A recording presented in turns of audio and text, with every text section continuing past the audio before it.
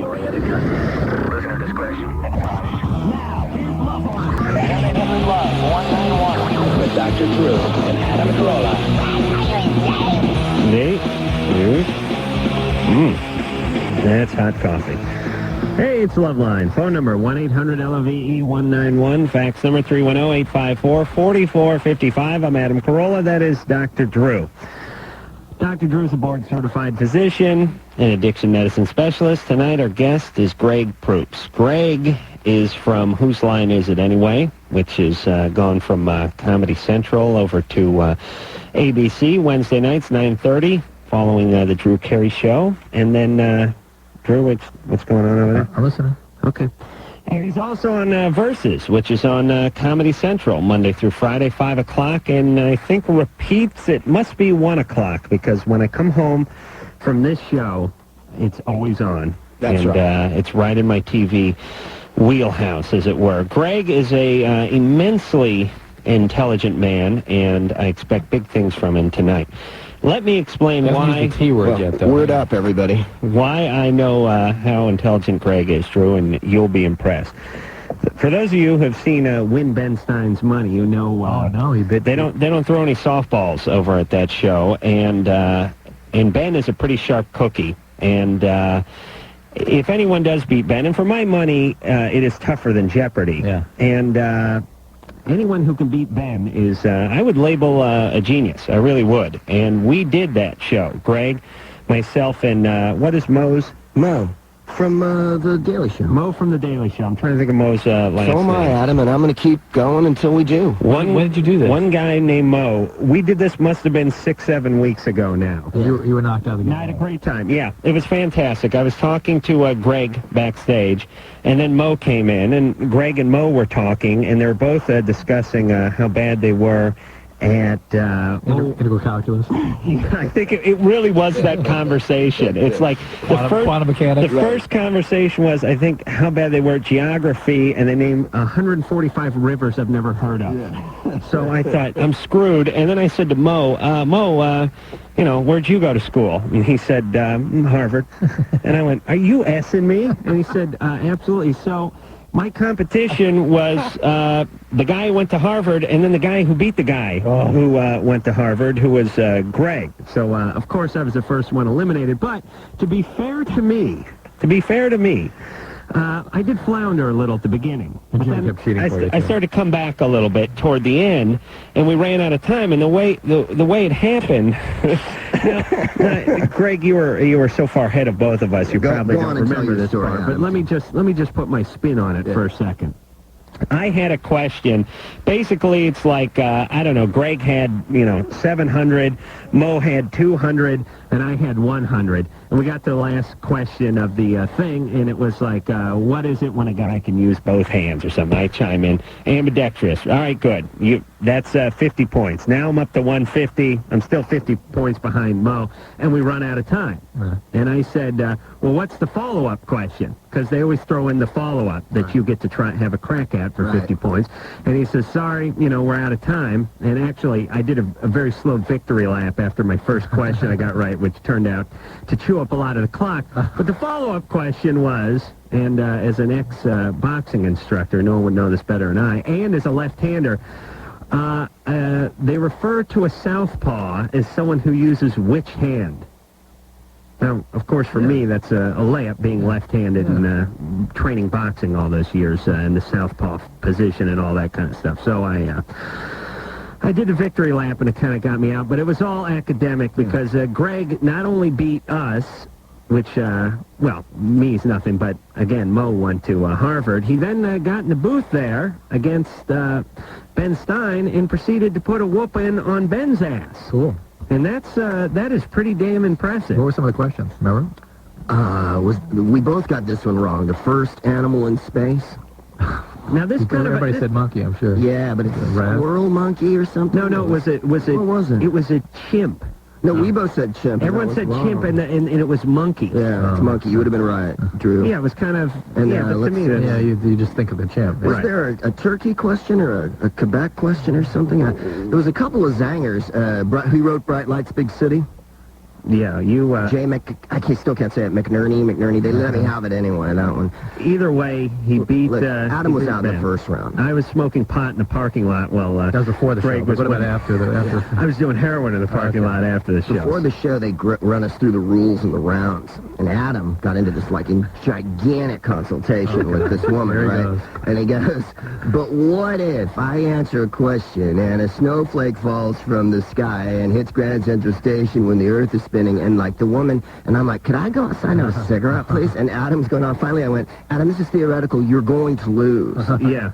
And like, it's between me and Mo, so, like, could we just, I need drinks and... I should have never listened to him, but as it turns out, the old man was right. Here's the question Adam got. I can't remember the ones I got, but here's the one Adam got. It was the name of the Eagles' last tour. Oh. You got that one right? Yeah, I don't know why I got that one. And that's the easiest one they had. Yeah, he got that one right. He beat me. What was it? It was Hell Freezes Over, I think. Whoa. And then they wanted. Then they sung a few lyrics from an Eagles song, and I had to put it to the song. But Witchy woman. Witchy woman. That one was spooky. Well, anyway, Greg's a very intelligent man, and he's got himself 2 shows going. Like I said, first one on ABC, which was originally on Comedy Central, and then originally on the BBC, or it was from... Channel 4 in England. It was from England. Yeah, that's right. And so I'm guessing you were living there. I did eventually live there, but not because of the show. We only shot that like 2 or 3 weekends a year. Oh, really? Yeah, it was a really small commitment in my life. Although I think it's been the hallmark of my work up till now, that and my work with the children of Bangladesh. But the... yeah, we used to do it in England, and I moved there for about 5 years. And how long was the show on in England before Comedy Central even picked it up? 3 or 4 years. We did it in New York in 1990, and I think Comedy Central put it on in like 92 or something. So it gets so it's on in England for 3 or 4 years. Then Comedy Central puts it on for... It's been on 10 years, man. When we started, we were in Kinescope. We were in between CBS Mystery Playhouse and Schlitz presents Big Night at the Fight. I was going to say, it was Fight Night, and then Whose Line was on, and Jack Barry was the host, and Robert Hugh Lewis was on the show. It's a funny show, and now you're all the way to the big time. And I'm only 27. On ABC. And what are the restrictions? Because I've done a little improvisational comedy, and I know it's tough when you can't say this word and you can't say that word. Is it been a little more restrictive on ABC? He's laughing at me yawning. It's your drone. Yeah. You start talking at him, I'm going to go to sleep. I know, I'm mesmerized. Well, you're embarrassing the guests. No, What's your no, drone? Now that I know what the source I'm of it is. interested. I'm trying to interview the guests. Has it been tougher on ABC? Yeah, in fact, it's a little more stringent on the network, as you know, because if it's too funny, then someone might write a letter and say, you know, I'm a moron and I took offense to what you said. And so they don't. There's a censor in the booth, man. Really? Yeah. Jeez, it is... it's the 50s, babe. That is that is tough to do, that improvisational comedy under the gun. If we get a little too saucy, then they cut it out. Well, Adam, why don't you explain what you do to people that write letters and object to your content? I tell them to kiss my ass. Thank you, Drew. I want to clarify. Glad you brought that up. Some eloquence. Christine? Yeah, Hi. You're 16? yeah. What's going on? Good song by Kiss. Remember that one? At a college party recently, and I'm guessing I was raped because I don't really remember a whole bunch, but I didn't have any alcohol or anything. And now I'm pregnant, and my parents are like really, really religious people. They don't believe in birth control or anything. And is there any way of me getting rid of this baby? How do you figure you were raped, but you weren't drunk and you can't remember? No, I mean, I had like just Sprite and stuff, but I'm guessing someone like slipped something into my drink, because I don't remember a whole lot. I just remember passing out and waking up in some room. Someone was on me. I don't really remember who. And then I woke up at my brother's house. Oh, boy. How did you wake up at your brother's house? I don't know. Well, what do you mean you don't know? No, my brother, one of my brothers found me. At this party? Yeah. Were you visiting your brother at college or something? Yeah. Well, that's nice. So your brother then took you back to his apartment or whatever, because he goes to the college? Yeah, I have 2 brothers. And who did you go to the party with in the first place? Both my brothers. Both your brothers? Yeah. Do your brothers know anything? One of them does, and so the one that found me does. But And he's not telling anybody anything? I told my mom, and my parents are screwed up, and she was like, you have to take responsibility for your actions, and I really don't want this child. Well, hold on a second. You went to the party with your two brothers. Yeah. Okay, then you weren't drinking. No. No. But you had something. Yeah, someone must have slipped something into my drink. That's what my older brother said. A non-alcohol drink? Yeah. Okay, like your Coca-Cola. So you're drinking a non-alcoholic drink. Somebody put something in that drink. That's what must have happened, yeah. Yeah, and then they took you back to their room. Well, I was at I had the drink. I don't remember anything else. Well, first of all, Christine, Christine, first, be honest with us. You were not using any substances? Come on. Only one. All right. Hold on a second. I got to tell the listeners something.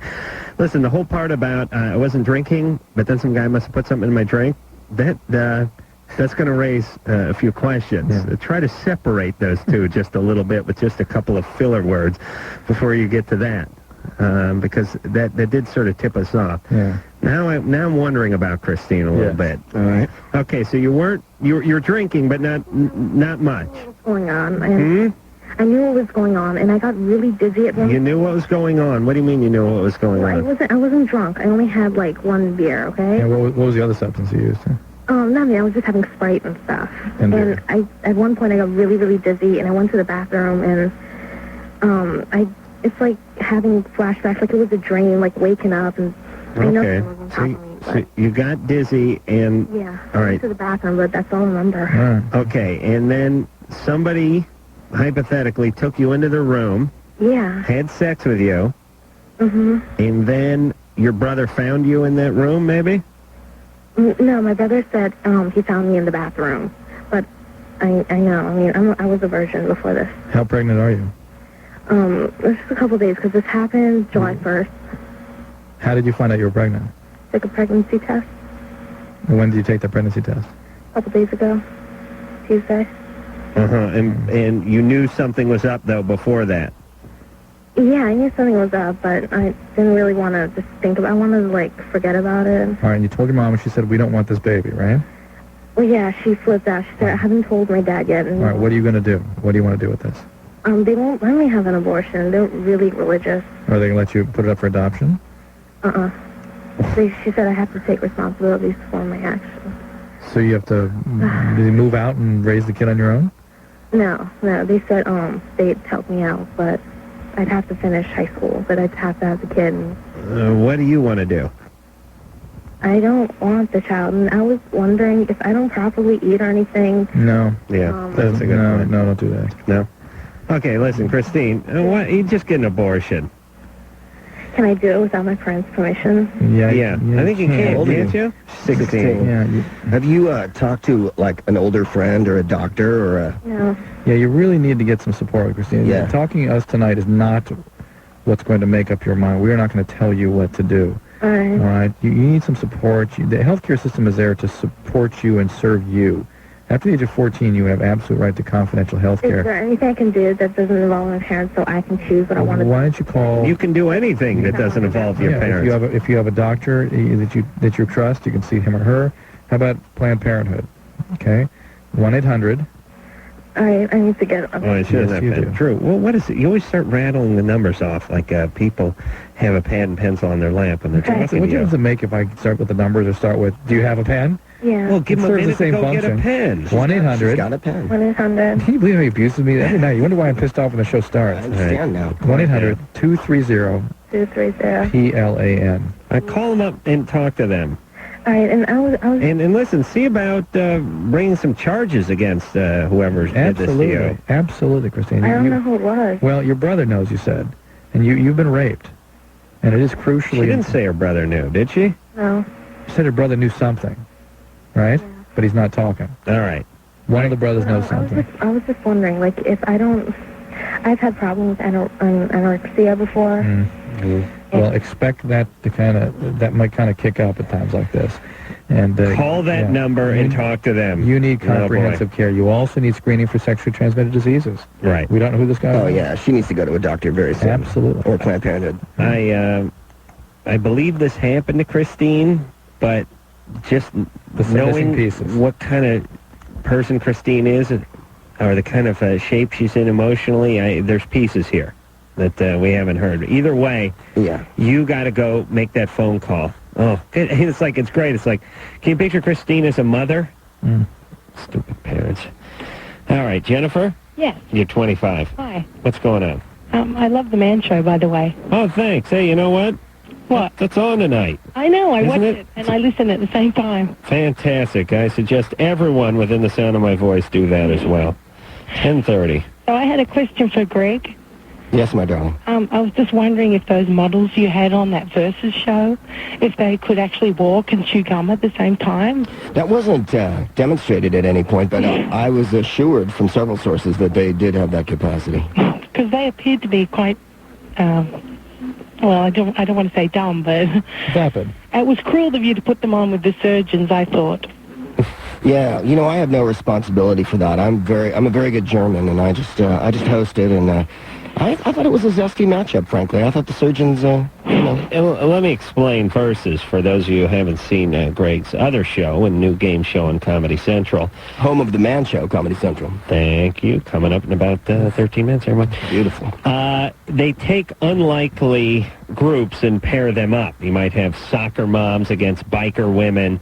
You might have surgeons against supermodels. It's sort of 3 against 3, and they do a game show type send-up, or it is a game show, but they just have, the fun part is in the unlikely pairings.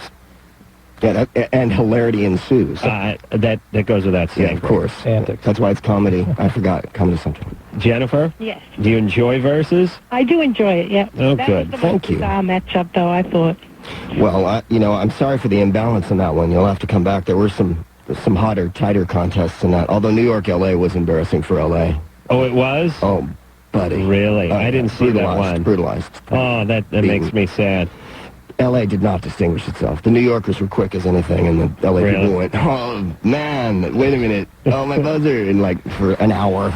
Well, no one from L.A. is from L.A., so I don't really count that as a loss anyway. No, it was like Saugus was in the house. I don't know who was in the show. No, but I mean, Covina was rocking. everyone from L.A. is a transplant from some other part of the country. Now, maybe they grew up here, but their folks came from Cleveland or something like that. Or as Greg is saying, they're from some outlying suburb that really is the desert.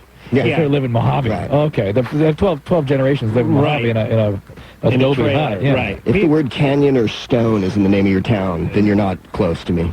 Stacy, Hi. you're 14. Yep. What's going on?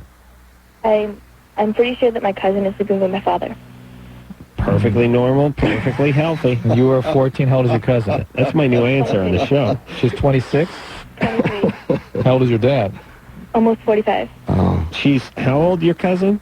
23. 23. that's not good. Has your cousin, either your cousin and or your dad have any behavioral problems in the past? Well, we're from Maine. Oh, that explains it then. So it's a geographical problem more than Yeah, too far a east. familial. Is there anything about the two of them? Have they been misbehaviors in the past? What? Has your cousin been in trouble? Has she been in trouble? Okay.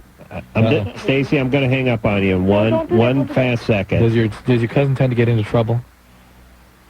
Does she get into trouble? Does she get into trouble? I'm done. I'm done with Stacy. Yeah, afraid so. Yeah. She's from Maine. What the hell does that mean? That was one of the great oblique answers of all time, by the way. Oh, no, you're going to hear No. what's Has there been any misbehaviors? There's a routine answer in Loveline. Yeah. You guys, this is hectic. The first call that someone got raped at a party, but they don't remember, and all of a sudden I'm on an ER episode, and then Stacy's tripping, and This ain't no game show or improvisational comedy, dude, Greg. this is hard. real life. This reminds me of World War I, man. I'm like the Okay. trenches in here. Now listen, Drew, This is a quick one. I just get it done. Let's can we have something a little easier, a little funner, This a is little the up? quickest thing before the break. Come on, find something that's fun. Somebody got something stuck in their ass. Come on now. Again? Chris? Oh, yes.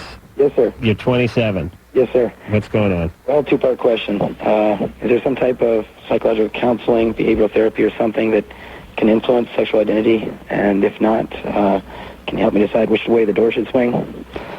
You're bisexual. I guess. He's gay. Doesn't want to be. Yeah, that's gay. Yeah, Half mile. right. As opposed to homo. Thank you, Drew. Have you gone to see anyone again? Like, someone who's gay? Or, to speak to them? Yeah, I've talked to a couple people.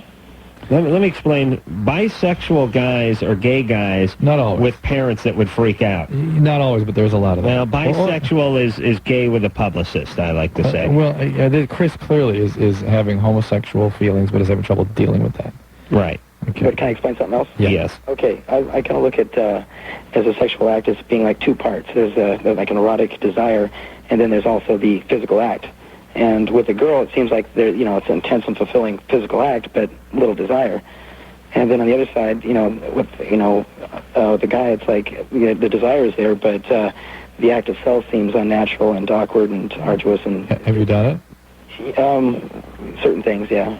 Yeah, but here's what we're getting at. Would you be just as comfortable being either gay or heterosexual? Well, I prefer being heterosexual and living a normal life, and that wasn't the question. So you're saying you wouldn't be? You'd be more comfortable being heterosexual? I don't know. You just said yes to it. I mean, didn't you? Well, I mean, you would like to that, yes. be that way. You wish you were that way. You wish you were that way. Yes. That's fine. Drew has the same yearnings, but alas, but you like men. Yeah. Right, and I really would suspect that the reason you're even calling yourself bi is because you don't want to be gay. Mm-hmm. Do you think, does that sound true? I don't know. It doesn't seem like the act itself is... Yeah, see, he's throwing a little wrench in this. He said that he has sex with women, he likes that, but he just doesn't want to do it. And he wants to have sex with men, and he does that, and he doesn't like it. Yeah. Now, maybe it's because he's guilty and overwhelmed by the experience. He says that the act with men seems a little unnatural. Uncomfortable. Well, he also said that women show little desire, but with men there's more erotic fervor, and I think maybe he's like projecting his own feelings onto I would the say. act. Chris? Yes, sir. Are you religious? No. Was your family religious? No. When did the confusion set in, or has it always been this way? It's pretty much been like this for a long time, like 10 years. Yeah. Were you sexually abused as a child? I don't think so. Nobody ever, when you were a young teenager or anything? No. Any experimentation with your peers? No. So you're just trying to pick a team now? Yeah, pretty much. So what we're trying to get is nothing led to confusion, nothing happening. Not that I know if I'm, absent father, so I'm not sure what if that means anything or Did you not. have stepfathers or anything like that? Yes, there were a couple, but didn't, really good guys. They were good guys? Yeah. All right. A couple of them? Yeah. Okay. What do you mean a couple of Well, them? Mom got married a few times, that's all. Yeah. Is that right? Yes. More than one. Like 3 times. What? 3 times? Yeah. Mom manic depressive or something? No, just seems to get hooked up with a bunch of dorks. I thought they were good guys. Well, I mean, they're good guys in the sense that they wouldn't do anything bad or anything, but they weren't very loving to her. Oh. All right. Okay. Chris? Yes, sir. Why don't you just keep working it out then? Why put a time limit on your love? Well, I take it there's no type of behavioral therapy or anything out there that you can do. Yeah, I mean, there are things out there, lots of things There out are? there. Yeah, but Well, there's debate about whether you can change one's sexual identity. I've talked to analysts that believe that if you dig way deep, you get all these, you come across things that sometimes change people's orientation. But I would expect that most people, if you engage in therapy, would be helping you come to terms with the sexual feelings you have. Well, Not change them back. let's put it this way. Anything that you're confused about emotionally or psychologically, you can go to a therapist and you sit down and you can talk it out and you can shed a little light on it. So whether to get married or not to get married, where to quit a job, whether to move, whatever it is. So why don't you try that route? It couldn't hoit, is the old Jewish joke used to go, right, Drew? Okay. It was Bugs Bunny that said that. No, it couldn't hoit. It's the enema joke. Nah. Remember that? No. Give him an enema. Oh, wouldn't help. This man's dead. And then you say, Wouldn't hoist. there you go. All right, Greg Proops is here from Whose Line Is It Anyway? And Versus on Comedy Central. We'll take a little break, and we'll be back right after this. Woodstock 99 pay-per-view. What would you say? Where you can see more live as it happens, uncut and uncensored than all of the 250,000 crazy fans who are actually there. July 23rd, 24th, and 25th. In the past, I love someone! 65 hours of today's hottest bands. Exclusive live performances only on Woodstock 99 pay-per-view. Call your cable or satellite company. It is Loveline. Turn that music down. I have a little timeline for you. You were talking about your houses having been built in 1923. Yeah. You were born about 1960, 1962? Four. Jackass. Yeah. I mean, the distance between 1923 and then, and when you were like 5 years old, the 20 seemed like 100 years ago, right? Like way in the past. Yeah. The difference between 1923 and 1963 is just about the difference between 1963 and now. Mm-hmm. Yeah. And I know it seems so bizarre, but I think part of that is just the technology to document it. I mean, we all see Jimi Hendrix concert footage, and we all see JFK footage, and we all see There's films of the 20s, Adam. Vietnam footage. Yeah, I know. We see footage, but it's sort of Keystone cops chasing around cars with how big little you handlebar know. mustaches and all that stuff. I mean. But things changed a lot from 1925 to No, 1965. they did change a ton, but I'm wondering if we saw also much of the footage that you see of that period is stuff that's, I know this sounds semi-retarded, but if they had color footage of people sort of acting like people, I think it would play a little bit different now. All we saw is like, news from around the world and all that big like announcer stuff and flappers and people hamming it up, wearing too much makeup. I just mean in the 60s you saw people sort of getting stoned at Woodstock and sitting on their ass looking vulnerable and looking stupid and looking dumb and looking young. And in the 20s you don't see a bunch of, to film something you had to have something going on. Car race or presidential election or something like that. All right, what a vivid imagination you have, Adam. I know your point, Drew. I don't want to crap on it. Well, I was out on the Pasadena Bridge, that old bridge, last night, and I was thinking to myself, man, this thing is just beautiful now. And when I was like 4 or 5 years old, that was like, that old bridge, that rundown, old, pathetic, and it was only 40 years old then. I know. He's 80 years old now, and it's spectacular. We've come around full circle, where those things are what we're living in now. In 1974, they sprayed acoustic cottage cheese and gold-flecked stuff on the underside of it. An attempt to beautify and put the Z-brick along the cement pillars. And the green and green house next door, they put the orange carpet in and... burnt orange, please. Okay. All right, Greg Proops is here. The ones with the spidery veins in it of gold. The antique appearance. That's class, y'all. It is. Yeah, a lot of... it's like Joe Frazier's house or something. Wood paneling, put some wood siding on things. All that great stuff you saw in Playboy about 1976. Cocktail bucket and whatever. Yeah. Ladies, that's right. I'll tell you the greatest thing ever is to go... like to some swap meet or something, grab a Playboy from like 1975, 1977, see the new hi-fi stereo system, see the VCR that's the size of your refrigerator. I mean... things to come. Things you'll have one day. See OJ doing a dingo boot ad. I mean, it is awesome. Think about also... an ad for like the 1976 AMC Gremlin with sports stripes and bucket seats. And think about the fact that the young males like you and I, that was the looking glass through which the wonderland of the world opened to us. Oh, yeah. Right? That was it. That was our view of the world. Yeah. It's pathetic. Oh, well. I wonder what kind of man reads Playboy?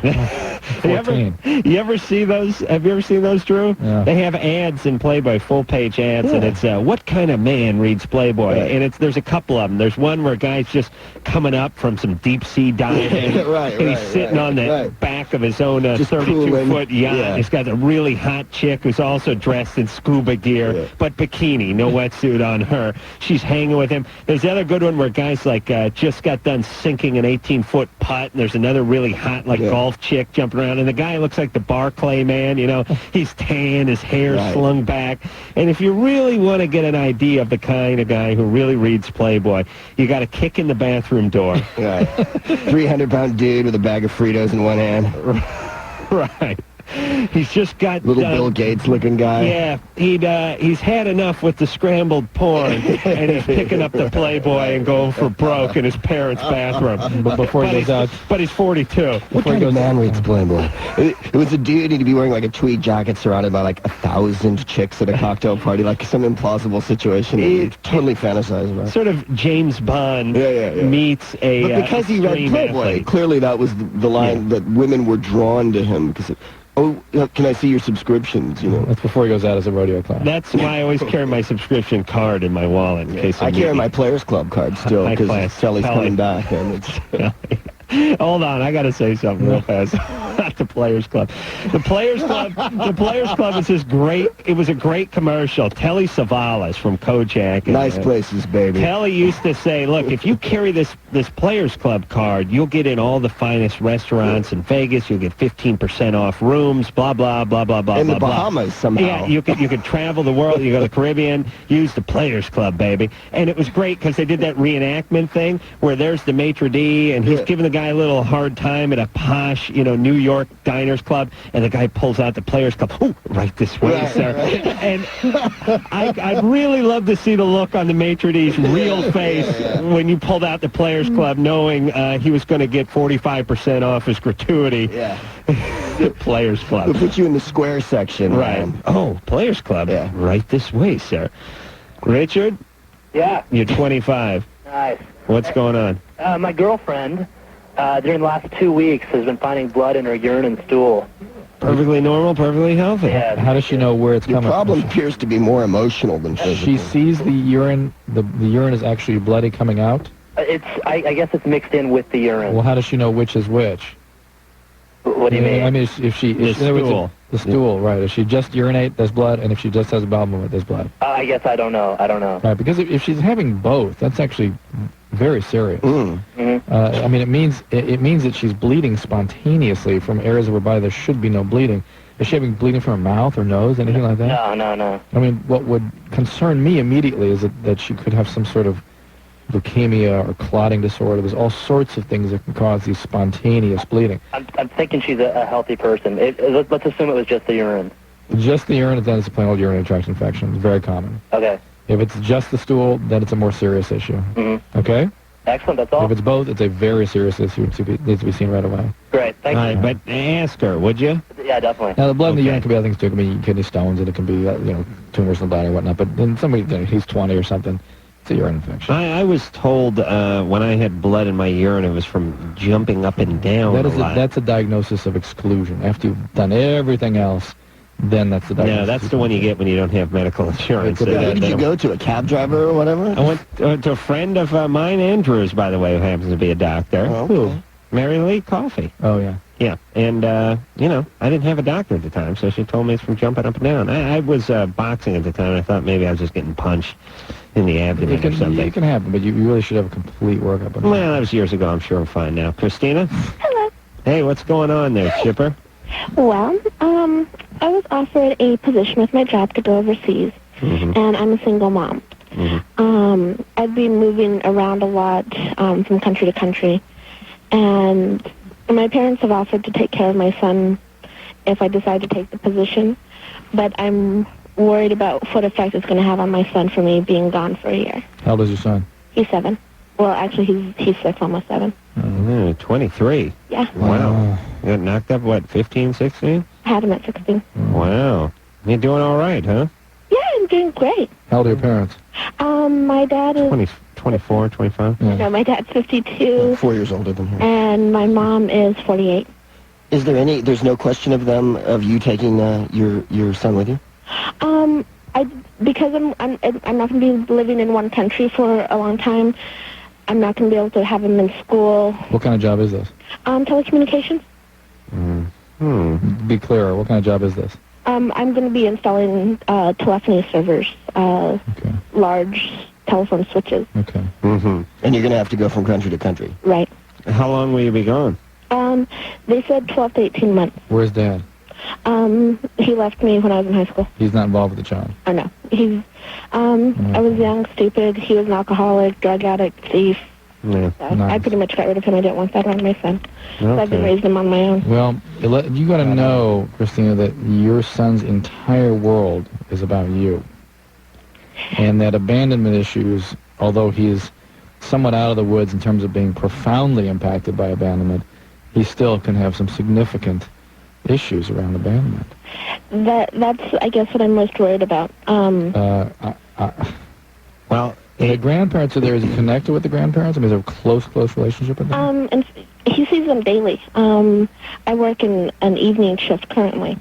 And so my parents pick him up from school in the afternoon. Yeah, does he like them?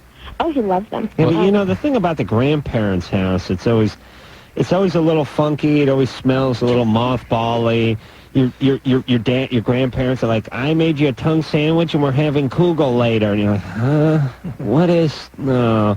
And the drinks they have, grandparents, like my grandparents have stuff in containers that I object to, you know? It's like, oh, so guacamole was in it last summer. It's fine now. It's like, Grandma, can't you get a pitcher or something with a cap on it? No, we'll use the apple juice bottle. You know, there's something weird about grandparents, which is like a 1-gallon glass apple juice bottle is like, it seems to be worth a couple $100 to them because like in 1827 they would have ruled the village with this thing, but now we throw it away, but they're like, I'm not throwing this away. So they're like, they keep stuff in weird containers. My parents had everything in old margarine containers. Yeah. Gigantic plastic zip bags of stuff. Yeah, you show Grant. Those are cookies from 2 years ago. They're still good. Do you want one? Yeah, I freeze them, and you can barely taste the freezer burn. I put them in the microwave for a half hour. That's magic. Yeah, it's magic. No, but if you show like a grandparent, like if you get one of those quart-sized tubs of margarine or something with the snap lid, that's golden. That's I mean, hey, when that thing's empty, it ain't going in the garbage. That is free Tupperware. Yeah. There's no way. So it could be weird, but what about talking to the kid? And what if you said, listen, I have an opportunity, and you might have to, and and if you say no, I'll stay. It's a reasonable thing to do, but 7, 8, 9, 10-year-olds, I mean, they can't abstract. They can't really understand the impact these things are going to have. But certainly it'd be less impact if he said, listen, I love Grandma and Grampy, I have a good time here, I'm happy. Imagine a year at age 7, it's like the 7th of your life. So right. You're afraid he can't go to school if you take him with you? But the issue is, though, for Christina, that things could turn out okay. It's not impossible. He could connect with the grandparents. They could be better parents, Christina. He could be okay. But she's basically risking his emotional health. Really putting that on the line for this. And why should she want to be away from him for a year and a half? That's the other thing that's very disturbing. That's a little sketchy, too, because most moms, you couldn't drag them away. No way. Okay. We're going to take a little break. When we come back, we'll speak to Ron. He wants to know how to convince Mom that he isn't sleeping with girlfriends so he can go with her on vacation and sleep with her. I'm just adding that part. We'll be back after this.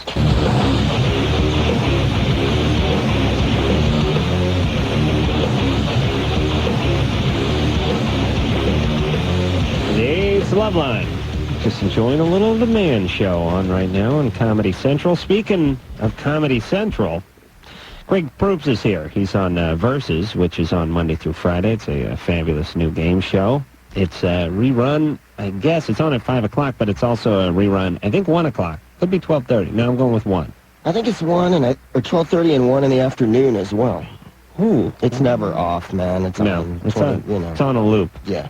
They actually run it in a little window on the Man Show on the lower right if you watch closely. Yeah, you can see the progress of my show during your show. Right. There's, I think right now they're showing the making of Versus. It's a marvelous documentary. It's not quite long enough. He's also on Whose Line Is It Anyway, which is on Wednesday nights, 9:30 on ABC with Drew Carey, and that's right after the Drew Carey Show. And it is back to the phones we go. Ron. Yes. So you're 15. Yes, sir. Are you sleeping with your girlfriend? No, sir. No. And where is she going on vacation? She's going to Florida. Mm-hmm. Down near Orlando. Where are you calling from? I'm calling from Baltimore. We both live in Baltimore. Mm-hmm. That's perfectly healthy. That's perfectly natural. Greg is excellent at the show, and he picks right up on things. He's smart. I think your problem is more physical than emotional. There you go. That's good. I think first you should see counseling. First of all, Florida is a terrible place to send a teenager. Yeah. No, we're not going to be together. We're going to be with her family. Mm-hmm. Well, that's a bummosaurus of immense proportions. I haven't seen a bummosaurus like that in thousands of years. Why doesn't your mom want you to go? Because my ex-girlfriend, the reason why that relationship ended is because she told my mom and her family that I had sex with her in my bathroom. Did you? No. Where was it? It was in the linen closet, but the point is it wasn't in the bathroom. It wasn't in the bathroom. Where was it? We didn't have sex at all. Oh, I see. Why would your ex-girlfriend say that? That's what boggled me about the entire thing. I had no idea why. Hold on a second. Something's missing. Something's missing. Yeah. There's not a 15-year-old girl in the world that says to her family and her boyfriend's family, guess what, we're having sex when we have it. Right. There just isn't. Right. There's a piece missing. What is missing from that story, Ron? My ex-girlfriend, she wasn't 15. How old was she? 18. She was 18. Hello, Ron. 17, 18. I was about 13 or 14. Oh. Holy Christ. And her birthday's like 5 days before mine, so she would be a year older before I am. Yeah. Okay. Yeah. So, in other words, there's that tricky chronology thing adding to the emotional dilemma. God has a calendar. Don't worry about it. So she's 5 years older than you. You're dating her. And did you have sex with this woman? No. No, but this is the one that his alerted point is everybody. well taken. For 3 or 4 days out of the year, she's in her mid-40s, and he's 13. Right. And like that Star Trek episode, they can accelerate on you. I don't know if you're aware of that. So tell me more. So this is a screwed-up 18-year-old, right? Yeah. Is she doing drugs? No. What else is up with her? I don't know. She was really Catholic, and she had a hard time saying no. To whom? But my mom... Wait. Hard time saying no to whom? She had a hard time saying no to anything. The 18-year-old. Yeah. But you didn't have sex with her? No. Okay. But you do a very convincing job of making us believe you didn't. She had a hard time saying no. Yeah, she had to anybody. I never asked her to have sex. Are you saying she had sex with other people? I don't know. Okay. So maybe she was... Okay. Maybe, well, listen, he's slid into a whole new realm of retard. If a retarded family is living in a house, he'd be in the basement. Let me paint a possible scenario. She was sleeping with other guys. She got pregnant. Yeah. She wanted to pin it on him. Could possibly have been. On the other hand, here's a 13-year-old guy with a 17, 18-year-old girlfriend. Yeah, but one of them screwed up. Probably the girl.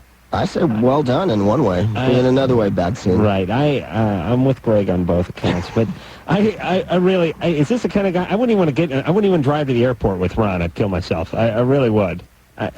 He seems like a decent enough guy. There's no camping going on, is there, Ron? Excuse me? Are you staying in a hotel with these people? I'm staying in their grandparents' condo. Okay. So what's the problem? My mom, she doesn't trust me enough to send me to Florida for a week. Because of what happened with the last relationship? Yeah, she's No, we don't trust you either. We don't trust you either, though. You've got to merit your trust. You have a paper route or something? No. I've been trying to get a job, but... we don't trust you because your stories don't fit together. I don't know. Well, Ron, so we suspect you're telling stories. I'm not telling stories. I'm telling the God-honest truth. No. I can hear it in your cadence, Ron. Now, there's little bits and pieces, and your mom knows better than we do, but I'm sort of with your mom on this one. Yeah. I think there's reasons, her reasons for not trusting you are valid. And you're not giving us the whole story. Yeah, it's sketchy, dude. Right. Let me think a minute about if I'm trying to leave out anything. All right, Ron. I don't think I am. All right, well, listen, we can't do anything about it anyway. Your mom is your mom. She's laid the law down. And that's the way it goes. And listen, everybody, here's my advice for you tonight in any facet of life. Stop trying to talk people into things and start earning it. Show it to them. You know what I mean? All you screwed up teenagers who want to get your parents to do this and do that for you, stop trying to talk them into it. Live it. Get your grades up, get a job, get responsible, get involved with some athletics or whatever, and then have them come to you. Surprisingly, they'll ease up then. Amazingly. They will. Amazingly. You'll get to skate if you do that stuff. That's right. And the same thing... They won't hassle you all the time if you got a gig. With work or anything. If you want a raise, don't chew on your boss's ear about why you deserve a raise. Just start doing better work. Man, why do you always side with the man? I was gonna Adam, say, what is that with you? Unless you work for Where is he MTV. from? Where everything from the 20s has got a mustache. Well, I don't. And then he said Handlebar. athletics a minute ago, and it's like being with Newt Rockney. It's very inspirational tonight. You're the kind of guy who's going to light up a cigarette on the side while you're coaching. You know what I mean? I want you boys to go in there hell bent for re-election. All right, let's take a little break. Well, how about that? When we get back. When we get back, we'll speak to That says May. May, sorry, whose friend is pursuing her to have a threesome. Won't stop. Hello. We'll talk to May after this. Oh yeah, everybody now. Loveline will be right back.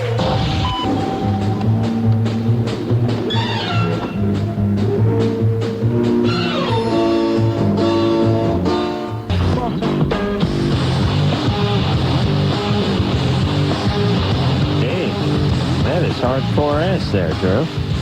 It is Loveline. I'm What is Adam.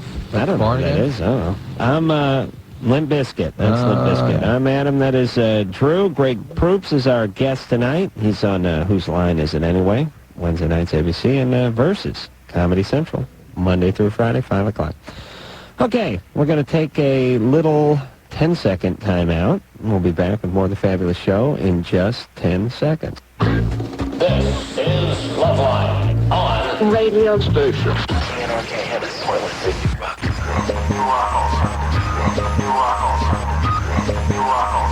At 94.7 NRK. Hey, it is Loveline. I'm Adam, that's true. Greg Proops is our guest tonight. And phone number, 1-800-LOVE-191. We'll go back to the phones. May? Hey. Hey, ooh. Yeah, got that little girl voice. Hello, baby. Hi, how are you?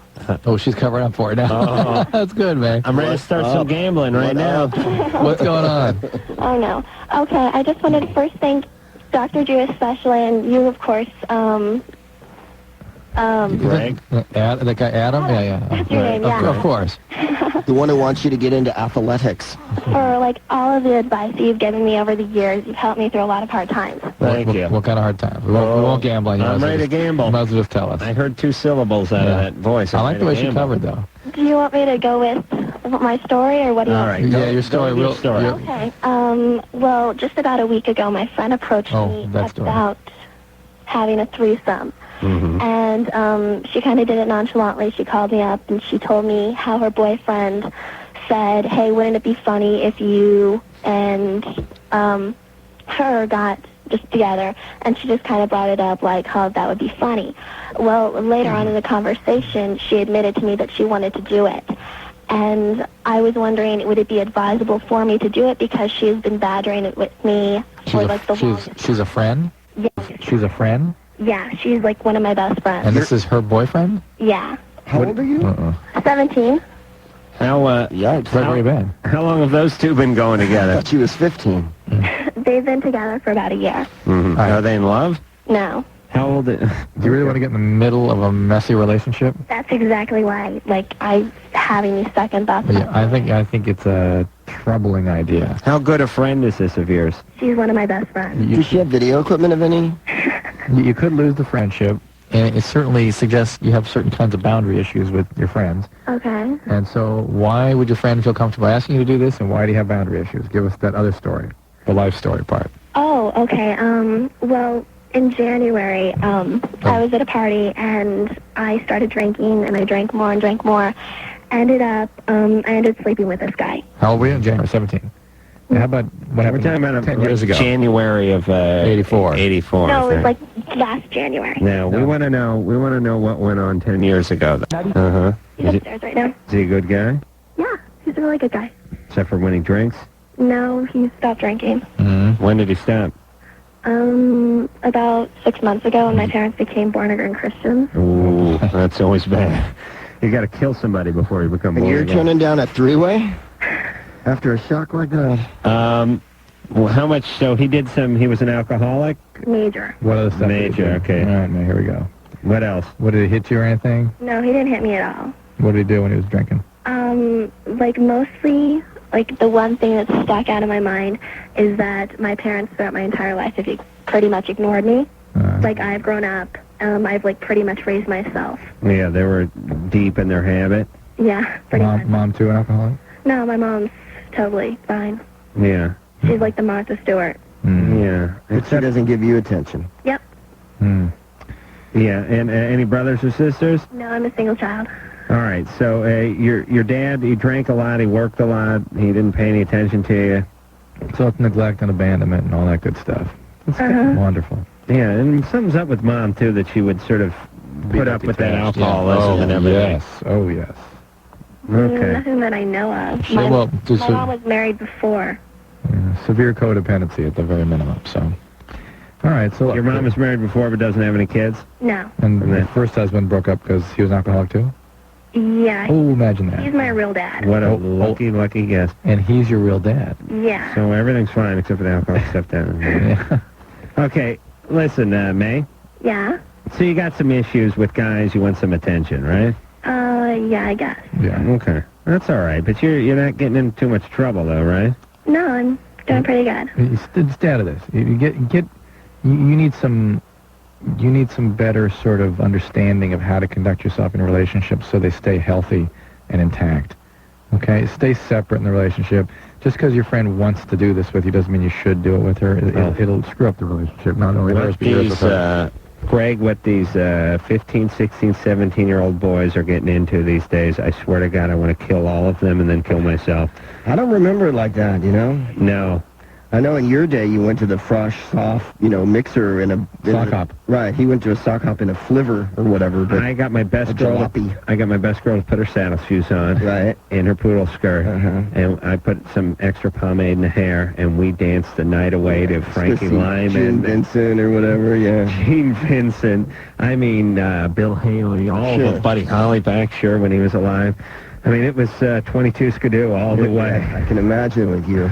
Oh, for Christ's sake. Saxophone. I'm telling you, my idea of a threesome in high school was I whacked off 2 of my buddies' watch. Hello. No. That was it. I thought it would just be You and 3 magazine. That's an interesting twist on it, but officially that was my threesome. Didn't you have a girlfriend in high school? No. Really? I had a girlfriend in high school. Did you, Drew? Yeah. Oh, yeah. I had a steady girl for a long time. Drew got a lot of poon in high school, but I didn't get any. So you had a girl, so you're having sex in high school? If you must, yes, but that was very good. I think that's solid. I like that. I was such a retard in high school. It's just, not that I'm so great now, but as you well can attest, Adam, but really pathetic. And it was interesting last night, a girl called and talked about our book and was saying, in that little mechanism where we call in as ourselves, as young people, asking ourselves questions. Right. The questions I ask are so pathetic that she couldn't even process them. I guess not. She was like, she was a little slow too, though. I mean, yeah, but the point is, it was that pathetic. What were your questions like? Who am I? Why do I lose? What's this? Yeah. Where does it go? Did you have some sort of book related stuff? I did. I walked into a bookstore today in Alhambra, of all things. Yeah. And a startling revelation. There was our book. Number one, I'd never seen it in a bookstore before. That was buried somewhere. Right. And second, the guy goes, "Oh my God, we sell tons of your book." Really? That's fantastic. Are we supposed to get some money from that at some point? For Christ's sake. I don't know. Driving me nuts. But we are giving the book out on my website every night. If people register, there was a drawing for a free book. So. All right. How much is the book worth in the store? $16. Oh, there you go. Something like that. Yeah, I don't know, 14, 16 bucks. Charlotte. Oh, one other thing about the web thing. If people would please, if they register, to give us information about what they want that site to contain. Need more of that kind of information. You got plenty of questions, but more information about what they want to feel like, how they want it to look, that kind of thing. All right, easy, champ. Charlotte? Hey. You're 28. Yeah. What's going on? I had lunch today with a friend I've had for about a year, and he is 33, and we sat across the table, and he proceeded to tell me that he was attracted to me and wanted to have sex with me while his girlfriend was out of town on her various research missions as she's getting her Ph.D. He is a coworker?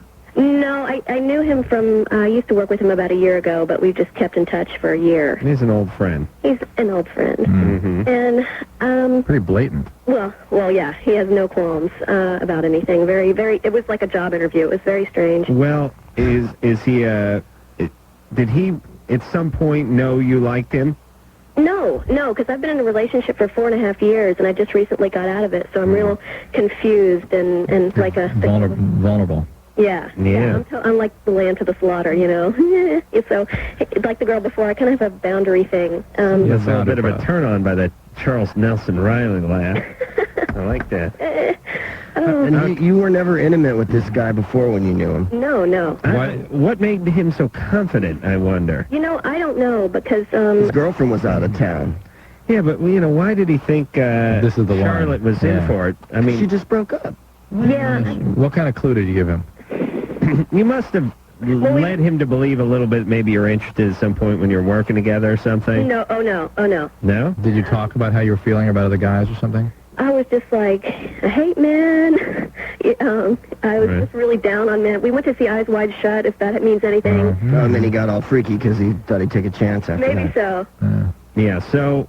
I'm really closed off in general right now to people. Why'd your relationship break up?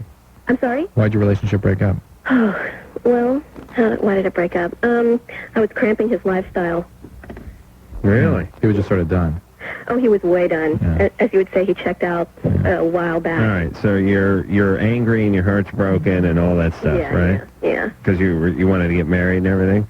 I had hopes, yeah. Yeah, all right. Yeah. Perfectly. I don't know what to tell him. I'm real confused. Well, you don't want to sleep with him, right? No, well, I'm attracted to him, but I think that that wouldn't be good for me. Yeah, you're attracted him. How does he know you're attracted to him, though? That's the part I want to know. If he didn't know, it would be an insanely ballsy maneuver, unless he's just a very attractive guy that feels that all women are attracted to him. He's really attractive, and he's bi, and he just... He's bi? Yeah. And has a girlfriend? Yeah, they have a real open relationship. All right, so he's kind of a screwball. He's all over the place. Yeah, he's just, men and women, and just on people constantly. All right, so it's just his M.O. I think it was random, yeah. Why would you, just a random shot. Yeah. Why would you even consider this? Why do you have to call us to make you up your mind about it? Because I just have no perspective. I'm really confused. You're 28. You don't want to have sex with a guy. He's a screwball. He's got a girlfriend. He's bi. He's got STD risk. You're right. He's high STD risk factor. Yeah, he's probably carrying around a hepatitis and the crabs. His crabs probably have hepatitis. So you're right. You're right. So what do you need us for? Oh. Listen, get a cat. Just to hear that. Okay. You tape that Oprah, get a cat, and call the life, would you? Yes.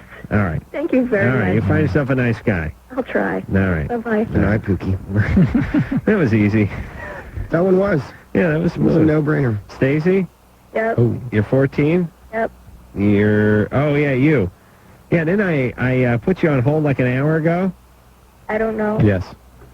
So, your 46-year-old dad is sleeping with the 23-year-old cousin. No, he's nearly 45. Yeah.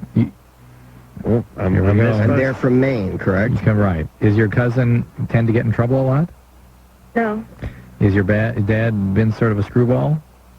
not really. He's never done weird stuff before. Well, like, I've heard the stories that he did, like, crack and stuff, but... Stories that it Other than doing the crack, nothing out of the ordinary? Pretty much, yeah. Do you live with him? No. No. And do you live with your cousin? No. How'd you find out about this? I went and I spent the first half of the summer with my dad in Maine. Right, and you suspected this, or you actually saw this in progress, or there was evidence? I walked into the room and see the ghoul off the bed. So you saw the what? The ghoul on the bed? She rolled off the bed. She rolled off the bed? Yes. Okay, so they were in bed. Uh-huh. Hey, Stacy? Mm-hmm. I'm going to need you to speak very slowly and very clearly, okay? Okay. Okay, that was good, because you got... Oh, it's like like you're audibleizing or something. You walked into his room. Mm-hmm. He was on the bed with your cousin. Yes. And she hid out, basically. And she hid. Yep. Right. And so it's safe to assume that there was something going on. Oh, yeah. All right. Okay. What's your question? Should I tell somebody? Do you have a mom? Yes. And mom and dad aren't together? No. No. How's mom? On the verge of a mental breakdown. Oh, that's not good. Yeah. Mom has had a mental breakdown? On the verge. No. On the verge. Oh. Is it over your father? No, we moved to Massachusetts 2 years ago. And just since then, she's been like, ooh. And where's your dad live? I mean, And do you have an older sibling or something like that? yeah, How old? 16. Yeah. Could you talk to that your sibling, maybe? About what you... I would rather not. She doesn't go to see my dad anymore because, she claims that he abused her. Sexually abused her? No, physically. Did he? I don't know. Yeah, well, I couldn't see a guy like this. Guy on crack. Oh, you do a little crack, you bang your cousin, and everyone pigeonholes you. You know what I mean? Because you're your niece. Yeah, you're your niece. Sorry, you become this abuser. All right, Stacy. You need to tell an adult about this. Well, yeah, I don't somebody. know. But listen, hold on a second. Here's the way I look at if I'm Stacy. He is having sex with this woman, possibly and probably, but she is 23 years old. She's an adult. She's screwed up because she comes from this grouping of people. Yes. I hate to even call them families anymore. Let's just call them groupings of people. It's not fair to, the Osmonds, the Kings, and the Pinskys, the other families out there that are actually intact families. In a way, it's a slap in the face to call them family. Yeah. The Manson family even is offended at the family being worked into this stuff. Tex Watkins in prison right now going, hey, wait a minute. That's no family. Drop that family. That is not a family. Yeah. We had a support system in my family. That's right. So this grouping of people is where the cousin came from. Everything's a disaster, and here's my feeling. It's every man for themselves for the adults. Situation like this. Yeah. And Stacy needs to stay out. Go to school, not get into drugs, not get pregnant. Definitely deal with mom and the sister. Yeah. That's more important. Just, I mean, listen, you can do it. Stay away from dad. I did this when I was 14. I mean, I didn't have... Yeah, definitely don't go visit dad. Abusive parents that were, dropping acid and kicking my ass all day, but they were a little bit out of it. And you just go to school, and after you're done with school, stay. Don't go home. Stay with your friends, hang out. I mean, get involved in everything other than what's going on at home, and then show up at home, eat dinner, and go to bed, and get up the next morning and head out again.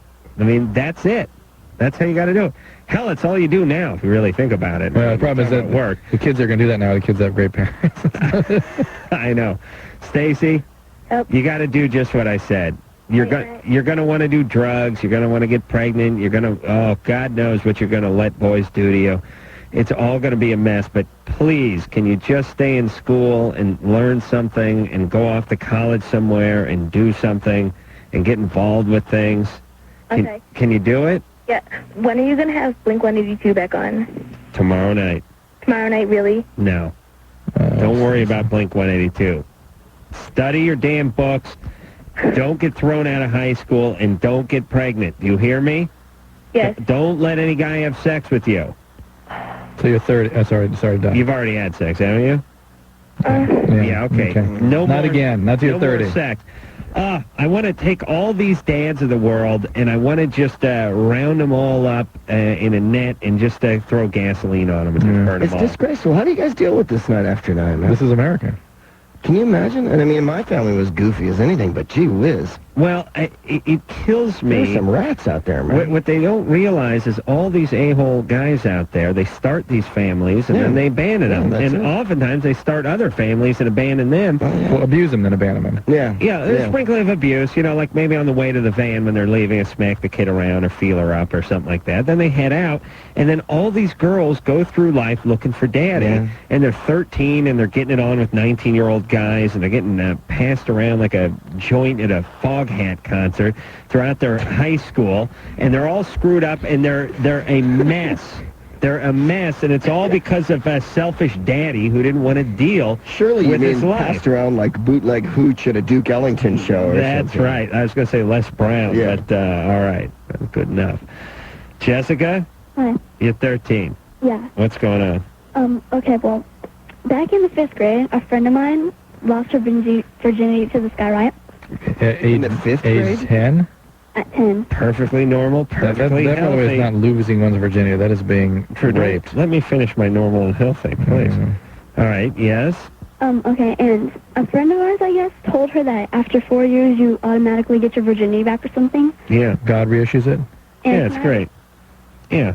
It's like parking tickets, and it's like moving violations. It's like every 3 or 4 years I pulled off your record. Yeah.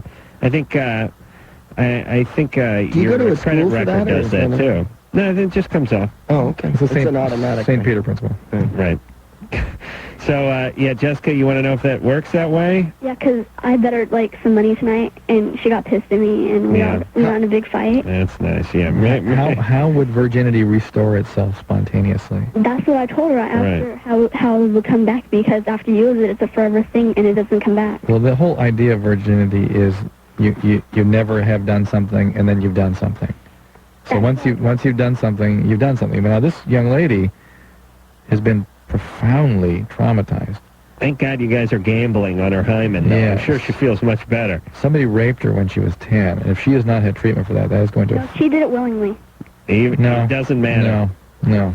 It's not. You're not old enough at that age. No, there is no willingly having sex at 10. Well, listen, if you do willingly have sex at 10, you still have profound problems. Yeah. Profound.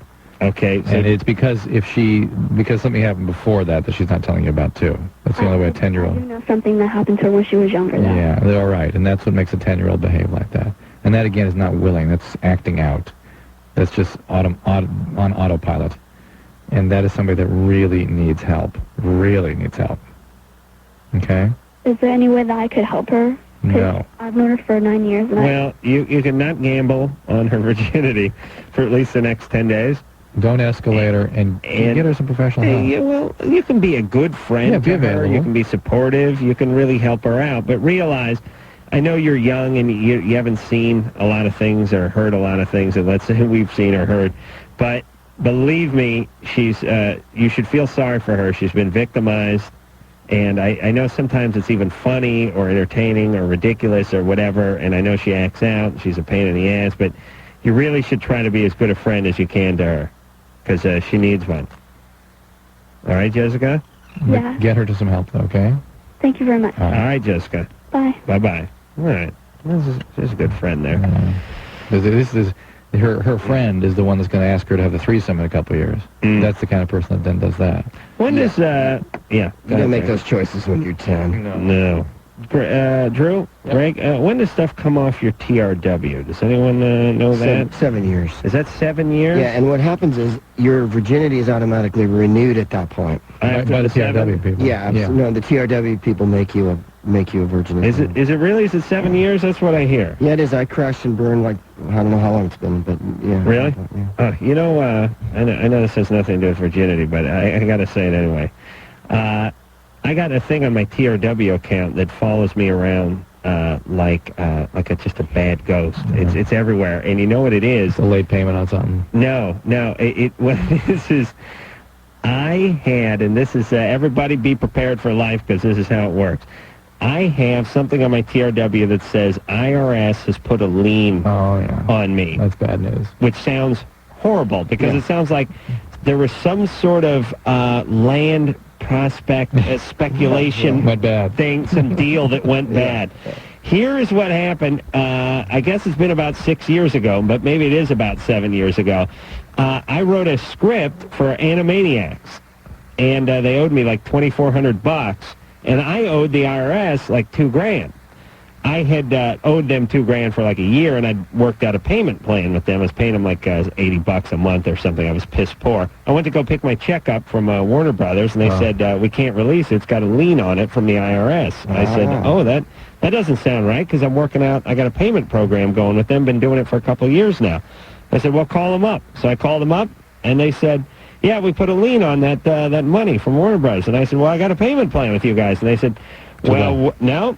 They said, what do you know? Sure enough, you do. It is our mistake. We apologize. We'll call Warner Brothers. You can go pick up that check. Shut up, Drew. I went to Warner Brothers. I picked up the check. I cashed it. I went home. And now, 7 years later, I'm leasing a car for my dad, and I'm sitting in there, and the guy's coming back to me going, it says you got a lien here from the IRS on your account. And it's like... And I'm like backpedaling and sweating, and it's the worst thing in the world, and it was nothing. It was their mistake. The deal with the TRW, though, is that it either happened or didn't. And if it did, too bad. Don't care why it happened, it did. That's it. But if they make a mistake... You're just one of those kinds of people, you get in trouble. That's it. It's on there. What you're feeling is, perfectly healthy. Powerlessness. My ass hurts. That's what I'm feeling. Can you believe that? And they made a mistake, and they called them up and fixed it. And for the last 7 years, everything I do, you got a lien from the IRS on you. It's like, oh, it's not even a lien. It was nothing. It was nothing. And it was great. It was changed. I picked up the phone. Take the check. Sorry. What's the rest of the story, Adam? I killed myself in 1994 over it. All right. We're going to take a little break. Greg Proops is here from Versus, and Whose Line Is It Anyway? And we'll be back after this. Carrie Shaw. Thank you, Adam. Yeah, I rarely memorize that much stuff for guests, but for Greg, I'll make an exception. Oh, yeah. Adam did know the answer to the name of the Eagles' last tour, which I think is an integral part of any host's job. And any formal education, of course, too. Yeah. Matt? Classically trained. Yeah. Jeez, I knew I was... Matt, you're 7. You live on some sort of weird island. Greg, what college did you go to, by the way? San Francisco State. I went to a fine state university. Did you go, every day, yeah. What kind of degree did you, I did not receive a degree. I actually went to college for 4.5 years and still didn't come out with a degree. And I was studying acting, which is not the hardest degree in the world to pull down. I just couldn't do costume class. Matt? Yes. You're 20. What's going on? Yeah, I first want to say you guys are great. Thanks. And I have your book also. Oh, fantastic. How much was it, Matt? It was like 16 or 17 bucks. Everyone's vague on it. How can it... I don't remember. Well, maybe it's like $16.95 or something. When did you buy it? About a month ago. That's fantastic. Right when it first came out, I heard about it. I went out and got it. Wow. All I right. wasn't even in the bookstore yet. I'd order it Matt. when I first got it. But it's there now. My problem is, I like meet all these girls and stuff like that, and I can't date them. They just want to be friends with me. They don't want to go any farther than friendship. Do you ever ask them out? Yeah, I asked them out and like, no, let's just be friends. At what point do you ask them out? After I get to know them, I want to like first have to know the person, see like how they are. Is that like you start... 4 years. Yeah, you'd repair the car for them and things? Pardon me? You become sort of the handyman around... Yeah. Yeah, don't... Like, I go out with them as friends and stuff like that, and all the guys hit on them. Yeah, they want me to push them away for them. You got to start hitting immediately. Start hitting on them immediately. As a matter of fact, you can use the book. Not that there's a chapter dedicated to this, but you actually hit them with the book and drag them into your basement. You want to avoid getting to be the friend first. Pardon me? Here's what happens, Matt. Okay. You know how it's weird having sex with your sister? Yeah, I don't have a sister, though. Okay, go on. All right, but if you did... Or let's say, is there some girl, like your neighbor? Yeah, I have a hot neighbor. No. What I mean is some girl you've known for a long time. Yeah, okay, I get the picture. And if you, made out with her, it'd be kind of weird. Mm-hmm. Like, you'd almost start laughing in the middle of it, because it's just too weird. Mm-hmm. You with me, Matt? Yeah, I'm with you. Well, it's the same theory, but it's not quite as strong. But, part of, you don't want to have sex with your sister because she's blood and your parents would get pissed off and everything. But part of the thing that makes that weird... Very good advice. Part of the thing that makes that weird is you've been living with her for your whole life, and you know her too well. And there's a certain stage when relationships go from sort of potential dates and boyfriends and girlfriends into friends, and then it becomes peculiar for you to go out with them. And if you hang out with a girl long enough to get to that stage, and it can happen pretty fast, then it becomes weird. So you have to ask them out before you get to that part where it becomes like your sister. You understand, Matt? I understand. So the next time you see a girl, yes, you must talk to her. Yes, you must have some sort of exchange with her. But then you must ask her out. You must know her a little bit, but not too much. Okay. And then you get to know her while she's naked. Yeah, because if you're the dude protecting her from other dudes, it's not going to happen, man. Yeah, I know. That's what happens to me all the time. Because they're going to go off with another dude who's a jerk, and then you're going to feel stupid because you were protecting him. And Right. So find yourself a girl. It's a classic. Talk to her a little bit, but not too much, and then ask her out. Enjoy. Yeah, it's like this. When you meet a girl, there's sort of you get to a fork in the road, and there's friendship, and there's dating, and there's one night stand, and there's a few of these forks. You don't want to go down. If you're planning on doing any forking at any point, you don't want to go down that friendship road, because once you get too far down that, you can never backtrack and get back to the friend part. Get back to the fork in the road. Yes? Being lost in Wonderland. Yes. I don't know what that means, but all right. John? Yeah. You're 19. Yeah. You're calling from the linear accelerator in Stanford. No. What is that bizarre noise going on behind you, John? I work in an aircraft place. Furnaces. You make furnaces for aircraft? No, we make airplane parts for B-2 bombers and F-15s. He's been on call for 98 minutes. And we on hold. Really? Do you work for the government? No, it's It's government contracts. Yeah. And you've been on hold for 98 minutes. Dude, forever, man. And we pay taxes? What's happening here, you guys? Dude, I just been waiting. I actually got paid 20-something bucks for waiting on the phone, so it ain't too bad. What do you do? What components do you make? We make for the doors, the actuators that open the doors and put down the canopy, the wheels and stuff. Oh, great! You're not piloting these at any point, are you? Nuh-uh. Okay, all right. I can go to sleep tonight, you guys. John, what's your question? Okay, I got stretch marks, right at the end of my scrotum, going down my leg, an inch and a half or 2 inches one on each side. Yeah. And they itch really bad, and it's kind of embarrassing, because I'm in public and there's nothing I can do about it. I got to itch them. One stretch mark on each side? Yeah, one stretch mark on each side. How long have you had it for? I'd say about 2.5 or 3 years. And do you have stretch marks elsewhere? No, just right there. Did you gain a bunch of weight suddenly? No, I'm skinny. Do you, Are you sure they're stretch marks? Yeah, do stretch marks typically itch? Not typically, no. Well, they hurt, like, sometimes when I'm in the shower and I'm washing, they'll hurt sometimes, and others they won't. Drew, you're a board-certified doctor. I'm trying to understand what this is. It does not sound like a stretch mark, John. Stretch marks are, by the way, sort of usually not one, they're usually several. Yeah, there's one on each side going down. It does not sound like a stretch mark. I don't know what it is. Why are you calling it a stretch mark? You sure it's a stretch mark? That's the only thing it looks like a stretch mark. Well, do you know what a stretch mark looks like? Yeah. Do you have them in other places? No, but my ex-girlfriend, I have a son, and when she was pregnant, she got stretch marks. Yeah. Just looks like that. How's your son doing? He's good. Yeah. Hey, who's taking care of him? Your ex-girlfriend? Yeah. All right. It's strange that a skinny guy would get on the inner surface of his thigh. I don't know, and why they would itch and what's going on with this. They came on at a relatively young age. I don't know. It's no venereal disease? No. They're not red or discolored? No. They're sort of white? They're like a pale, and they're really soft. A pale what? They're like a pale color of my skin, kind of like a little lighter in my skin. What do you mean they're really soft? You can't really feel. Like when you touch them, they feel softer in my skin. But how wide are they? One's really small, you could barely notice it, and the other one's bigger. It's probably about almost a 1/4 inch thick and like an 1.5 inches long or so, maybe an inch. All right. Well, and does it protrude from the skin? No, it's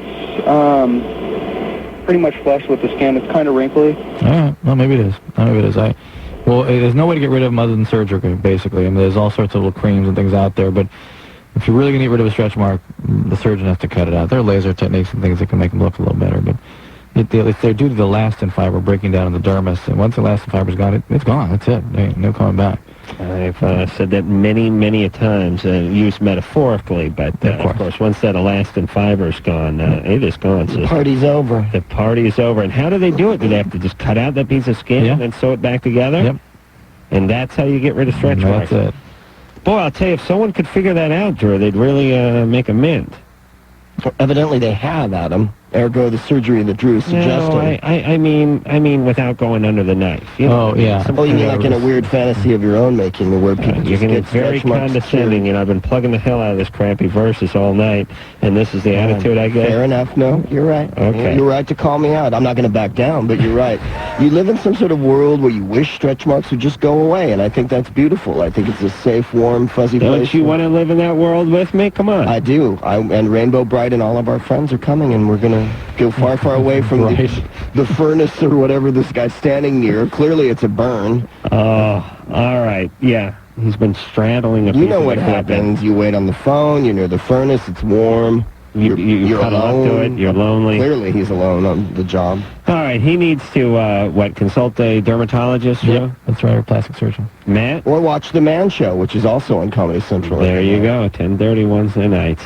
And, Matt. Matt? Yeah. How you guys doing? You're 22. Yeah, Versus isn't crappy. I mean, I don't know. It's a solid show. I'm sorry. It's a good show, Greg. It's a good show. Thank you, buddy. No problem. Today I got a call from my brother, and my dad is selling a business. He's been involved in it for 35 years, and he's just totally, lost it. And I don't know how else to put it, but he's completely lost it. He got into it with my brother and my mom last night, and since then he won't talk to anyone. He won't take a call from me, and it's really out of character for him. He's generally a very, stable person, and I don't understand. I'm going home tomorrow, and I don't understand how to deal with it when I get home, and I don't know if is this obviously it's not normal, but what do you think is Well, describe to us what this is. What's that? You have to describe to us what this is. The business, he's in... No, he lost it. What do you mean he lost it? What did he do? My brother and my mom were making a comment about something in the contract in selling the business. And he told them that if they had a problem with how he was doing it, then they can do the contract. And then he stormed off, and he said, I'm going to dinner by myself. And after that, they haven't talked to him since. He will not talk to him. He won't... When was that? This was yesterday. And it was... like it was 2 weeks ago. Normally, he's... You know, it's one of those things where, you have a blow-up, and the next day you wake up and you say, okay, I understand that was kind of stupid, and let's work this out. And today, my mom and my brother both went to him and said, is there something we can do? We apologize. You're doing the best you can on this. And he said, I'm going to do this contract and I'm out of here. And I don't understand. I mean, obviously it's a traumatic thing to... Right, it's a big issue for him. It's a big issue, but, could it be something more? It could be. I mean, he could be depressed also, but it's his whole life. I mean, this is... Yeah, I know, but it's just really out of character for him. I mean, okay, it's a little confusing. It's really... I understand. When are you going back? Tomorrow? Yeah, I'm going back tomorrow. And you're going to see him tomorrow? Yeah, I'm going to see him tomorrow. Well, supposedly. All right, well, listen, don't freak yourself out yet. You go back tomorrow. You're the good son. He doesn't have any quarrel with you. Well, no, then he said to my brother that I had already disappointed him enough. Well... What's that? No, he's all over the place. Well, Matt really didn't turn out the way they planned. No, I don't know. It was weird. I mean... What do you do with your life, Matt? What's that? What do you do? I'm just graduating from college. No. Why should he be disappointed then? I've had my share of speeding tickets, but other than that, nothing. That's pretty heavy. It is a grave disappointment. For this show, that is a heavy hit. Boy. I'm a little disappointed myself to find out that you speed. It's just real out of character for him to be... Okay. It's only been a day, though, right, brother? No, and that was the thing I said to my brother, and I said to my mom also. I said, really, I mean, it can't be that. I almost joked about it, and they said, and you know how you can hear sometimes in someone's voice, this isn't... I mean, my mom's lived with him for almost 30 years, and she's like, this is not...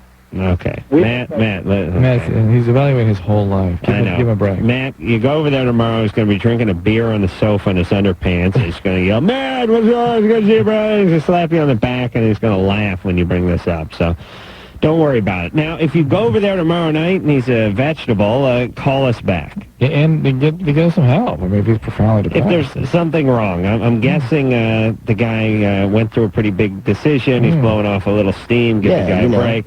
Someone criticized the thing, and he flipped out, and I'm going to go be by myself. Yeah. Right. That man's got pride. That's all right. Go talk to him tomorrow, Matt. I'm sure everything will be fine, and call us if it's not. All right, we're going to take a little break. When we come back, we'll speak to Jamie. She wants to know how to spice up love life with hubby. They've been together for 9 years. She's 22. She's 22. Whoa. Just 1 second. Jamie? Yes? How old were you when you met your husband? I was 13. Yeah. And you knew it was right, right? Apparently so. Yeah. When I was 13, I thought I was going to be a pirate. But that's still possible, Adam. In a world where stretch marks just go away, yes, you can be a pirate, baby. All right. You got the man show. You could do a pirate segment. You're so right, Greg. We're going to take ourselves a little break, and we'll talk to Jamie after this. Loveline, we'll be right back. Loveline, we'll be right back.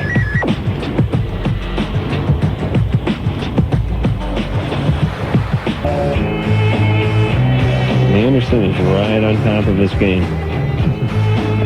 What the hell is that? Look at all new bumpers. Bumpers? I just want to call them breakers. Yes. All right. What's going on?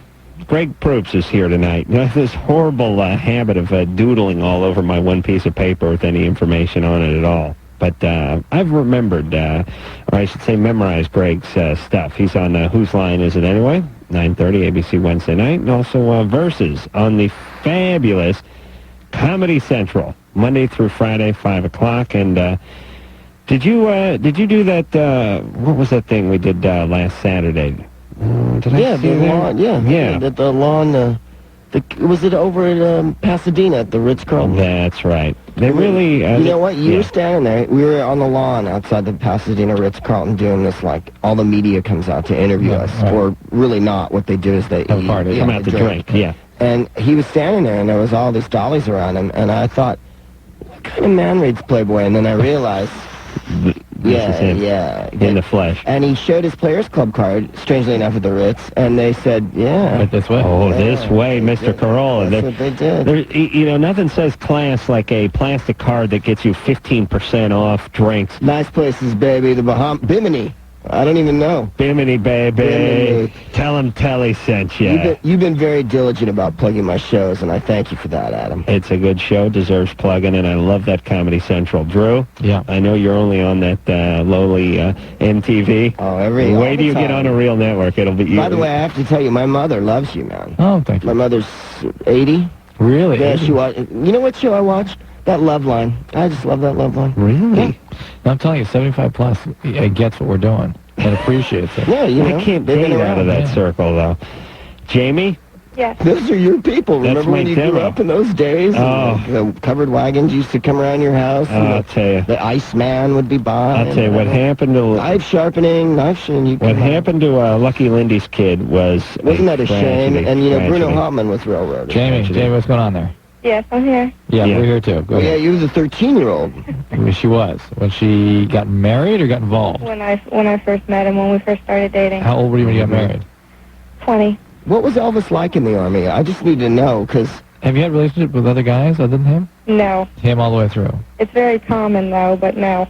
It's common. I've gotten married in the first place. It's very common to what? Military families pulling up because of cheating. Is he in the military? My husband is. Yeah. All right. They can never go yes. They gotta make it their statement somehow. Well, you know, I hate being called a dependent just because he's in the military. I work just as much to see I that. wonder where that comes from. There it is. Wow. What's the problem? Ignore that. It's just getting our love life back on track. Yeah, How did it get off track? They hate each other. No. It's I don't know. I really don't know what happened. Have you ever been with anyone else but your husband? No, I haven't. Tell us My knowledge, what's the problem? maybe. What is the problem, though? He did spend a little bit of time in Korea. No, Right. he hasn't been there. Where's he been? Philippines. He hasn't been anywhere without me. Really? What is the problem right now? What is going on? It's just kind of fizzled. He's kind of settled, you know, into this routine. Which is what? Come home, eat dinner, go to bed, play on the computer for a little bit, you know. Have you told him you're disturbed? Yeah, he knows, but I think it offends him. Offends him? What is it you tell him? Hurts it. Well, I just, you know, it's gotten to the point now where I make smart-ass remarks about it. Like what? You know, like, well, you know, you never give me any or shit like that. Try not to use the... Jamie, Jamie, don't swear, please. Okay, I'm sorry. Do you have any children? No, I don't. Why not? Too young for children. Oh, yeah. All right. Jamie, we like you more. What's your husband do in the military? He's a turret mechanic. He works on a tank. Ah. Yeah. So now you're just to the stage where he's become disinterested and you're basically kind of hassling for it and, you know, Right. making fun every night. So now you're in a kind of an ugly phase where it's gone past just mutual disinterest into you're actually ragging him and he resents it kind of thing. Right. And let me tell you, guys, it works both ways, by the way. We always give this advice to men who are hassling their wives or girlfriends for sex. Stop bothering them. They're going to they're going to migrate farther away from your penis if you go chasing them around with it. They're going to get more distant and I like colder. the migration motif because that intimates they'll come back in a yearly cycle. But visit the grounds they once knew. But it is true with women and men, too. When a woman is bothering a man or wants more sex than the man has, the man will tend to withdraw. It's more time on the computer, more time in the garage, stop coming home, go to the bars. How do you break that cycle? I really don't know. I mean, when it's this way, we know that when a man is not interested, when a woman is not interested, sometimes it's because of the relationship. Right, you worry about getting more available emotionally, you get more romantic. Right, but when a man isn't interested physically, it's a harder thing to sort of rectify because he don't care if you guys are talking or not. As long as he's got a boner, he's willing to come to the bargaining table. But why should say come on the bargaining table. Why is he coming to the table is the question. And yeah. Is he depressed? Is he ill physically? Also, it sounds like medication? they're in a bad stage now where, like, stressed? he's just playing on the computer and ignoring her, and she's going, hey, I'm over here, and you don't want to do it. What's going on with him, though? Have you packed on 35 pounds? No, I haven't. 48 pounds? No, I weigh about 125. Oh, that's a beast. Is there anything going on with him? Average. No, you're Jamie, fine. Is there anything going on with him? Is he depressed? Is he on medication? Is he... Well, he's been working more than usual, but, I mean... Is that happy? Like that before, you know? Yeah. All right. Well, why don't you, instead of sort of taunting him, just really sit down and say, listen, this is going a direction. I'm scared for us, and let's see what we can do about it. I think you need to kind of find things you guys can do together that are potentially romantic. Like, instead of playing on the computer, maybe say, why don't we go to a movie or something? Yeah, he's got to be... He's just go out to dinner. He's withdrawing for some reason. Yeah, got to get him back into it. All right, who's been on hold for the longest? Let's see if we can burn up something. I think the guy near the furnace is still hanging on. Rick? Yes. You're 22. I certainly am. How long will pot show up in a blood test? You mean a blood test? Are you asking him? Or a urine test? Oh, I see. It's actually a blood test. Well, who's doing a blood test? A friend of mine. They normally don't do blood tests for pot. Yeah. Are you sure they're doing a blood test? Yep. She's, like, getting a job at, like, a pharmaceutical company. They will do urine. They'll do urine? Well, they told her they're going to do a blood test. They will do blood also, but they will do urine for pot, I suspect. Okay. And it can be in there for weeks and weeks. It depends on... In the urine? Yeah, it depends How about the blood? Is that different? Can be different. It's hard. It's a different test. But really, if you don't smoke any pot for a couple of weeks, you're all right? Usually you're okay. Unless you're a heavy-duty smoker for many years. Okay. What's wrong with that? She's I fine. see what you're saying. Stacy? Yeah. Your doctor put you on Celexa? Yes. Yeah, you're not getting results. What should you look for? Your hair pulling?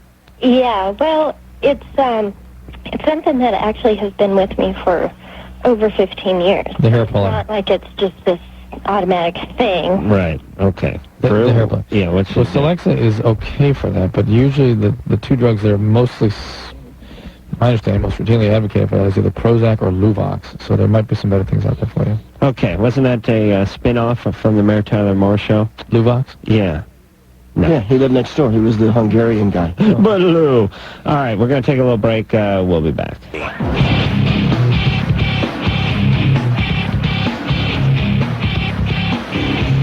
All right, that's it, everybody. Show is over. Greg, thank you very much for coming in. Thank you so much, gentlemen. I really appreciate it. It was a good time. Any time you like. You got 2 shows, so you can come back twice. Again, Versus on Comedy Central, and Whose Line Is It Anyway on ABC. And until next time, this is Adam Carolla for Dr. Drew saying mahalo. This has been Loveline.